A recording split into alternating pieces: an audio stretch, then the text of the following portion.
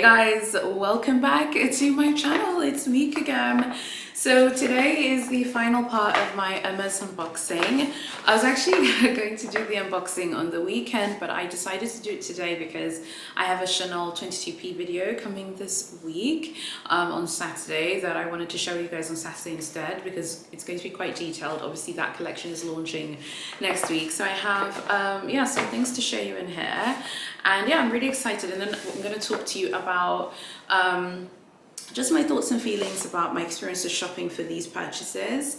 And then I'm going to walk you through also like my plans for Big H for the rest of the year and just kind of how I think about like what my thoughts on what's going on in Paris. I really hope that you like this video. So without further ado, let me start off with the larger piece to unbox, which is this one right here.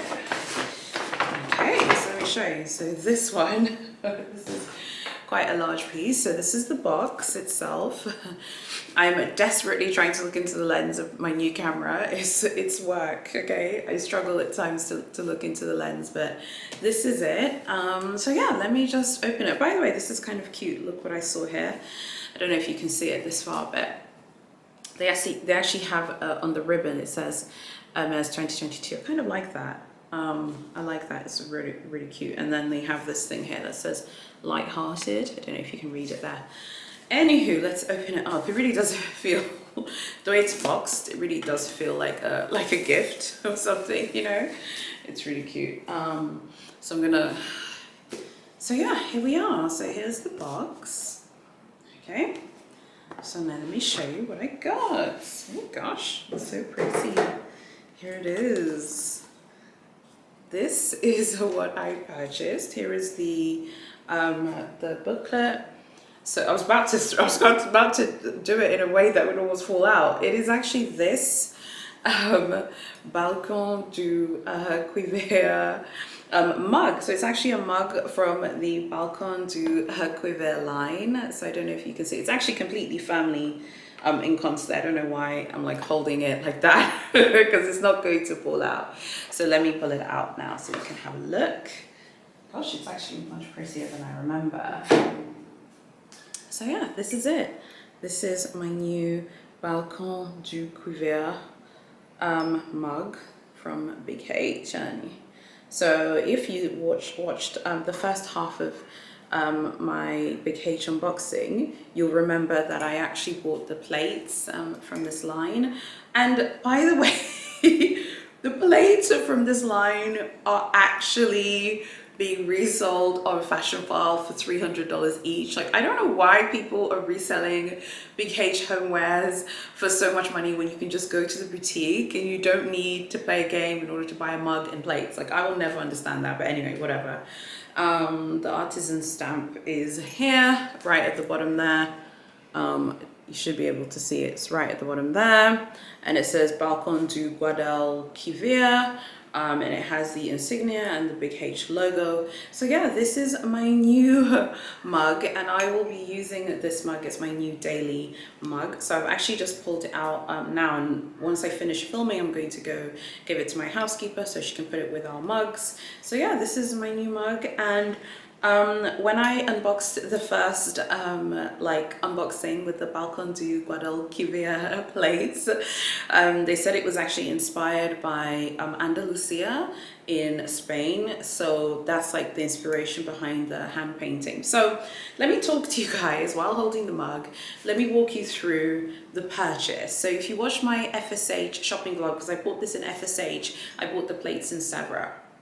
When I was like milling around homewares, I was actually looking at the Mosaic 024, like the gold plated, thugged out Mosaic 024 line. It's like 1,500 plus euros for the full set.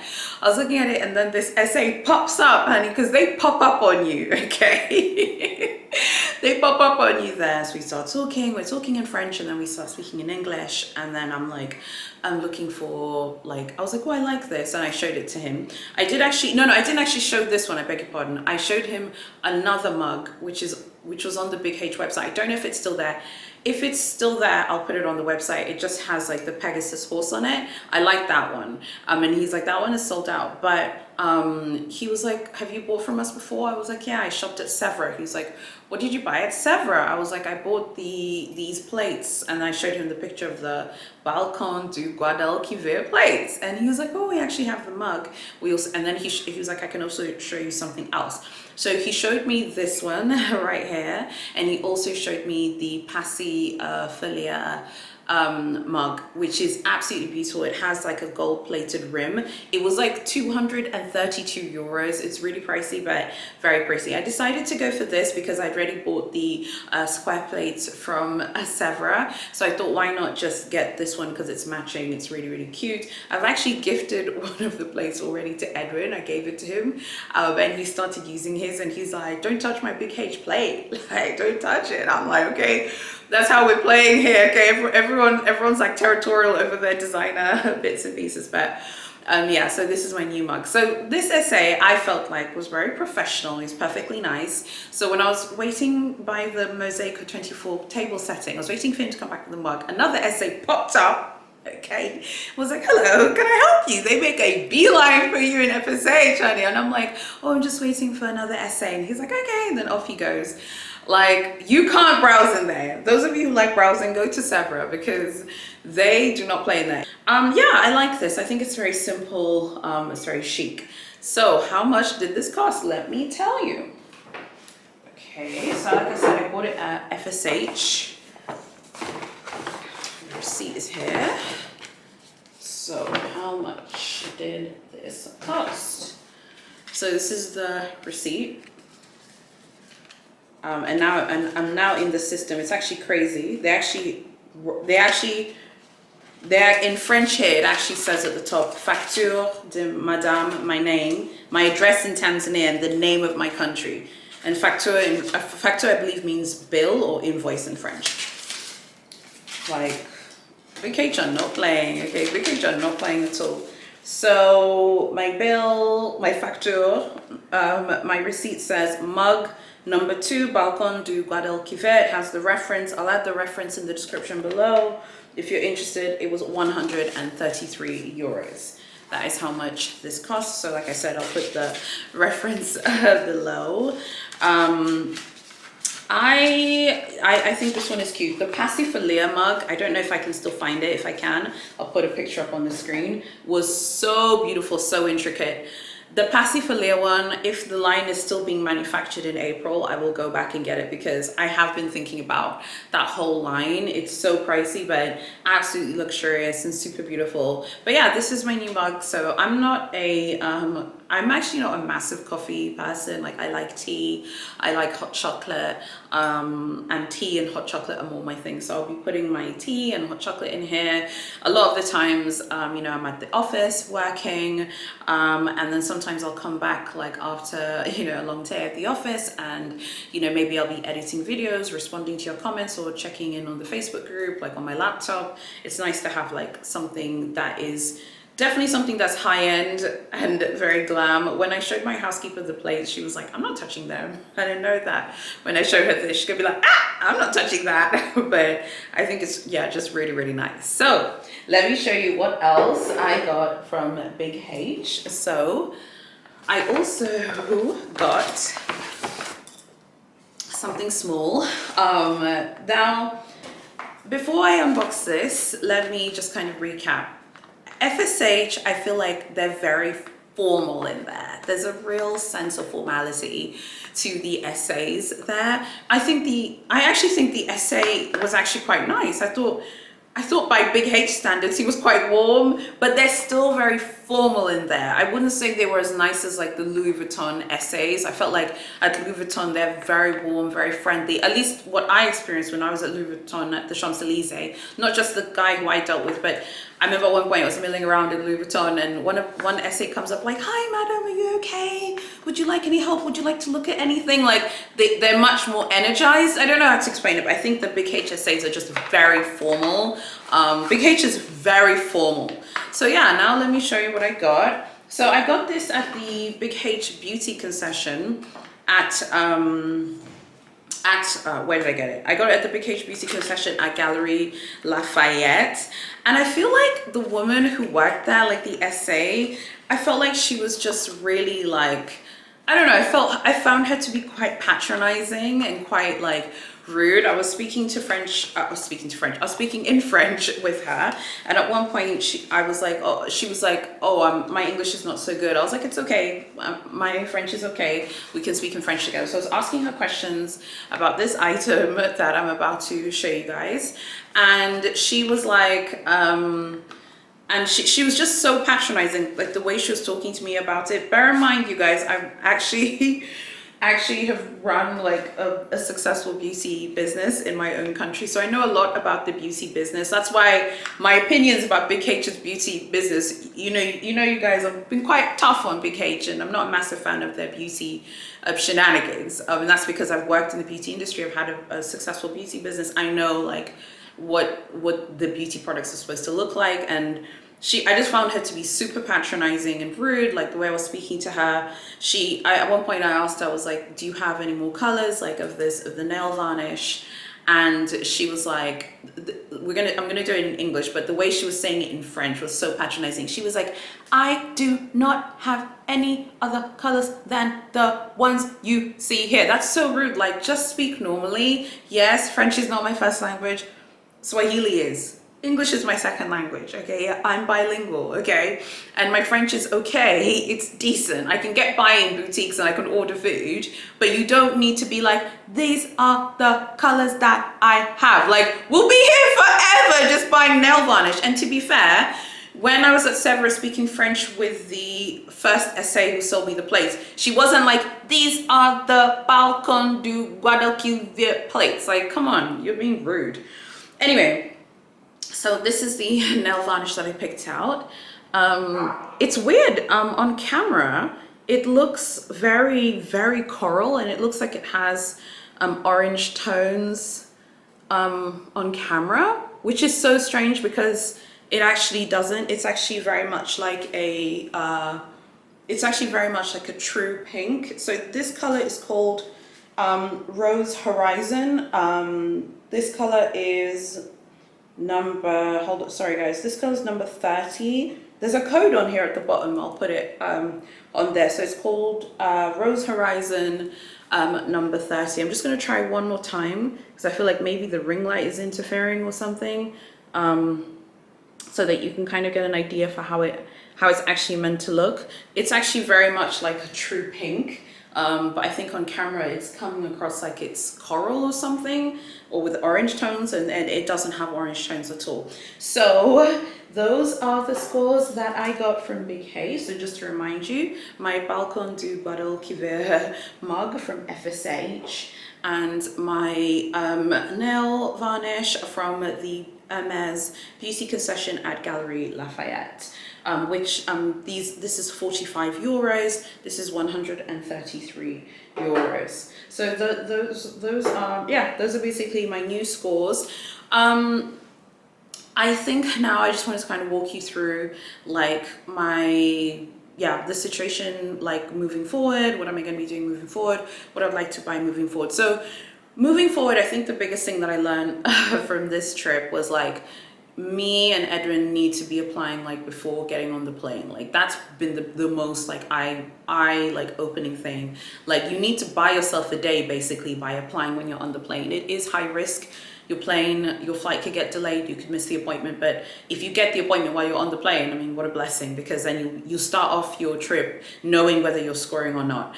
I think something else, just as a suggestion to those of you who are maybe going to Paris in the next 3 to 4 months, I think it's worth making it a European trip, like going to another European city. You could go to Milan, you could go to Prague, go to London, you could go to Dublin, you could go to other places in Europe. And yes, the UK is no longer part of the EU, but you see my point. You could go to other places in the EU and then just be applying like every single day while you're on your other part of your European trip. I feel like that's a much more enjoyable way, instead of just like obsessing over it every single day when you're in Paris. Like for me, we were applying every day, but I was still milling around doing my own thing. I was going to department stores, I was going shopping, we were doing things that we were super excited about.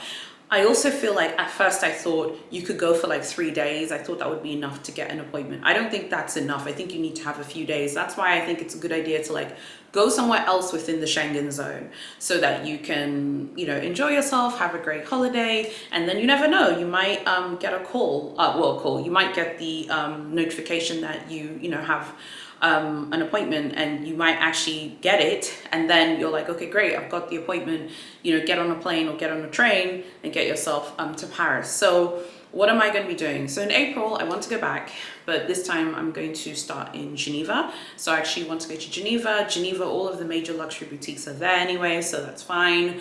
And then when I'm in Geneva, I'll be applying every day. I have a new strategy for when I get to Paris, but I don't want to talk about my strategy. It's actually kind of private.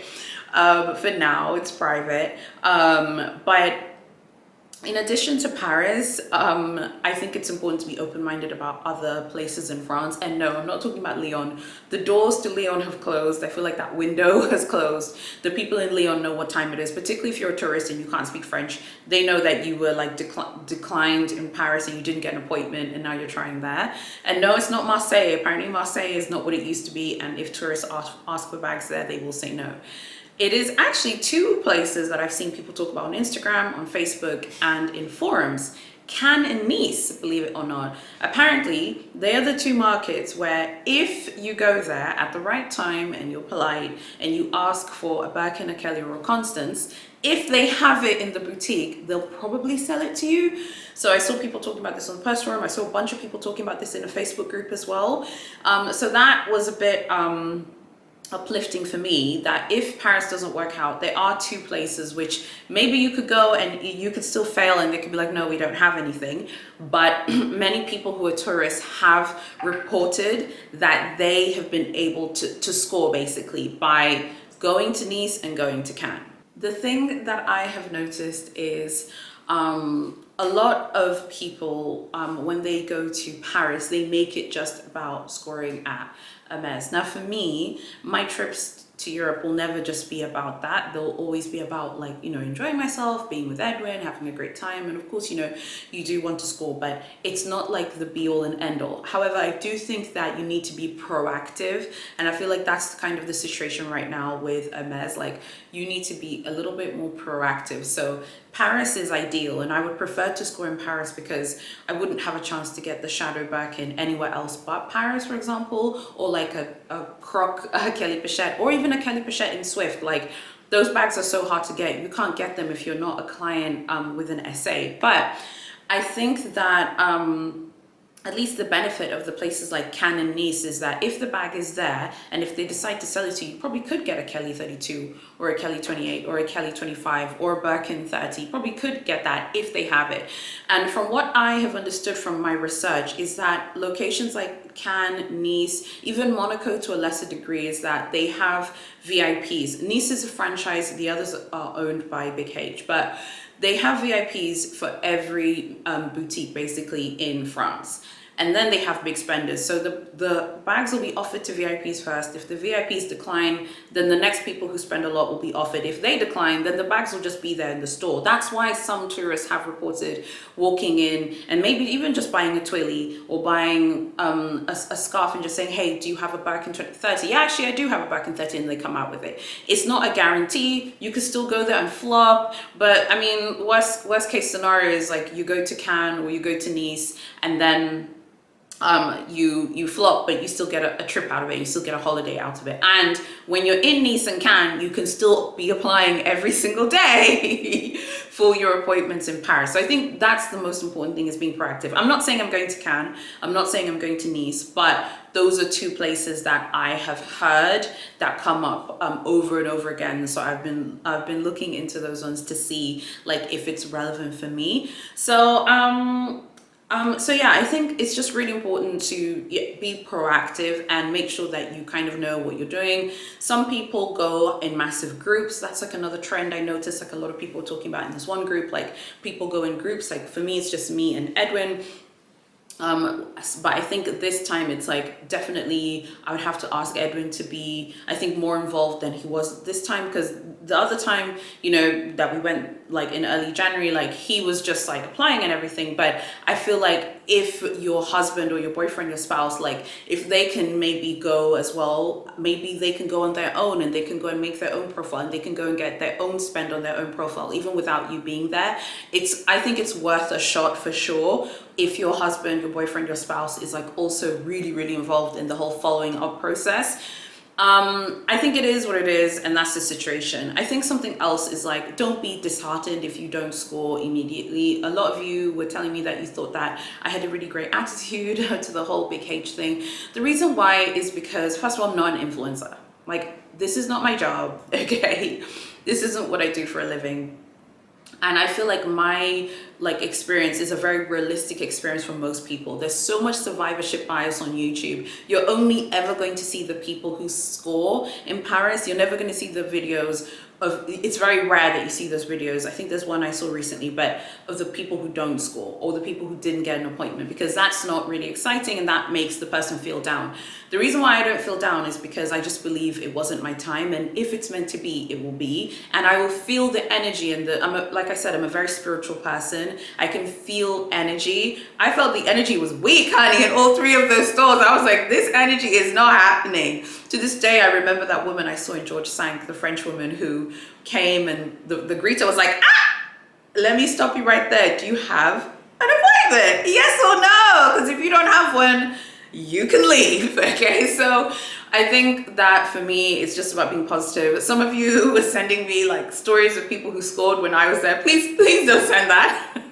That's probably the limit to my Tony Robbins positivity and stuff. But generally speaking, I'm still very positive about everything because I believe it will happen when it's meant to happen. Even if it doesn't happen in April, it will happen when it's meant to happen. And I'm very positive about things in that regard. And I rarely let things get me down. And I went to Paris. I had a memorable holiday with Edwin. We had such a phenomenal time, and probably the best day we had was the best day I wasn't shopping. The day we went to the Eiffel Tower and went to the Sacred Heart Cathedral and we prayed there together. That was probably the best day I had, and I wasn't shopping. I wasn't at Big H. I wasn't at Louis Vuitton. I wasn't at, Gucci or Balenciaga. So I hope that, you guys, have been really enjoying these videos. I hope you like this unboxing. I would love to know what you guys think. I hope that you would also subscribe and hit notifications and join the Facebook group.